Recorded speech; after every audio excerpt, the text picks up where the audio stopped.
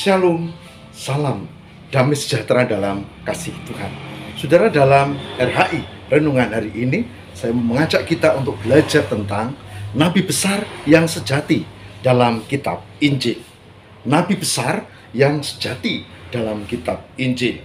Semoga ini menambah pengetahuan kita dan kita makin diberkati oleh Tuhan karena kita mengenal Nabi besar yang sejati. Tuhan memberkati, siapkan dirimu dan saya, Pendeta Lukas Eko Sukoco dari Padepokan Diakonia Mitra Kinasih GKJ Purworejo, siap untuk mendampingi dalam RHI Renungan hari ini. Tuhan memberkati. Mari kita bersiap diri, saudara.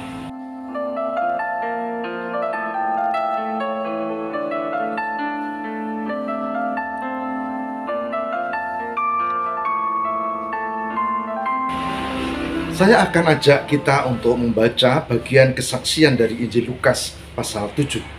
Lukas 7 ayat 11 sampai dengan 16. Yang demikian sabdanya.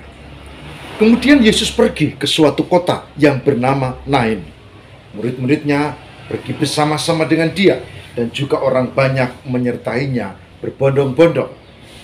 Setelah ia dekat pintu gerbang kota, ada orang mati diusung keluar, anak laki-laki, anak tunggal ibunya yang sudah janda. Dan banyak orang dari kota itu menyertai janda itu. Dan ketika Tuhan melihat janda itu, tergeraklah hatinya oleh belas kasihan. Lalu ia berkata kepadanya, "Jangan menangis." Sambil menghampiri usungan itu, ia menyentuhnya. Dan sedang para pengusung itu berhenti, ia berkata, "Hai anak muda, aku berkata kepadamu, bangkitlah." Maka bangunlah orang itu dan duduk dan mulai berkata-kata, dan Yesus menyerahkannya kepada ibunya. Semua orang itu ketakutan dan mereka memuliakan Allah sambil berkata, "Seorang nabi besar telah muncul di tengah-tengah kita, dan Allah telah melawat umatnya." Perhatikan ayat yang ke-16. Semua orang itu ketakutan dan mereka memuliakan Allah sambil berkata, "Seorang nabi besar telah muncul di tengah-tengah kita, dan Allah telah melawat umatnya." Demikian Lukas 7 ayat 11 sampai dengan 17.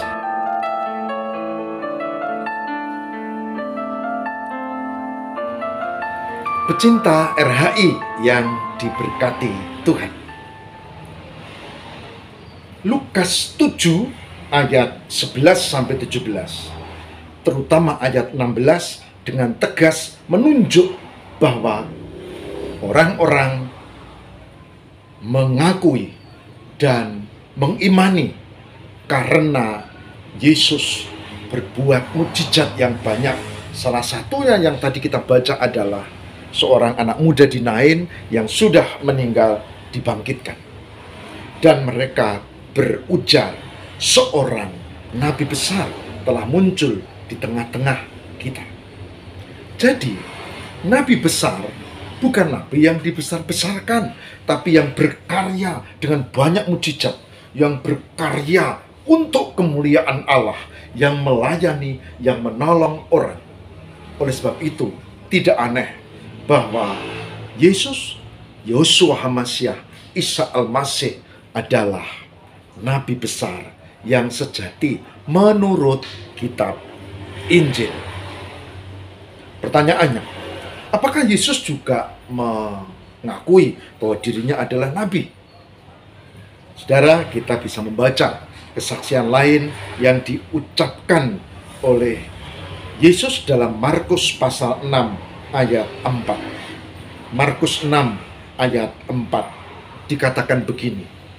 Maka Yesus berkata kepada mereka, "Seorang nabi dihormati di mana-mana, kecuali di tempat asalnya sendiri, di antara kaum keluarganya dan di rumahnya."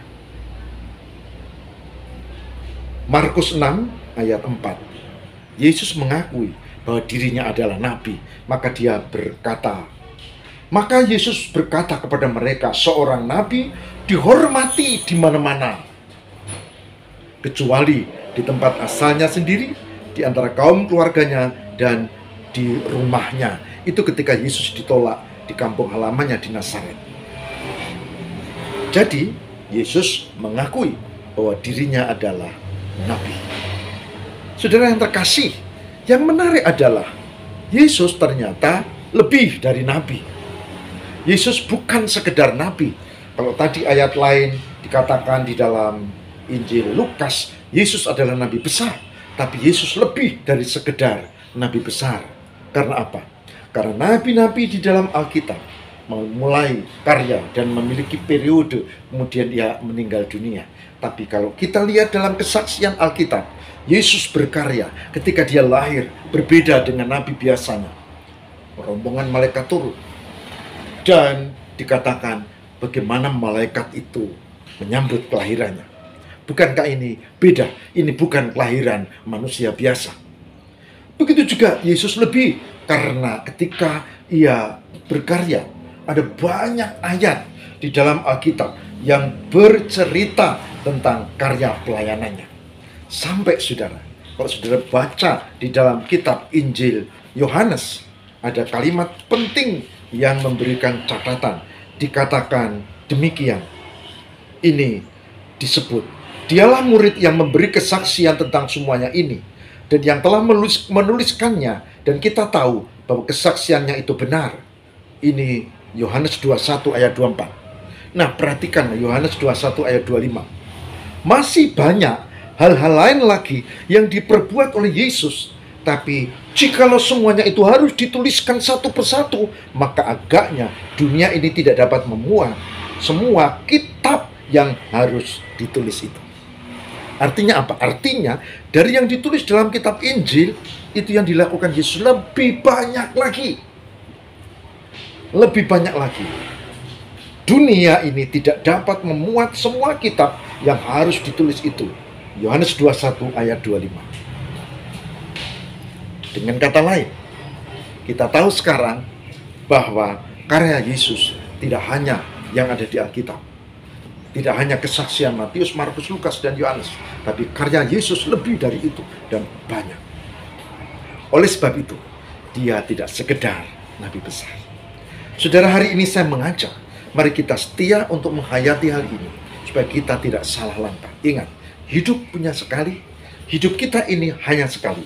Begitu salah langkah, tersesat, tidak ada kata untuk kembali, tinggal menyesal.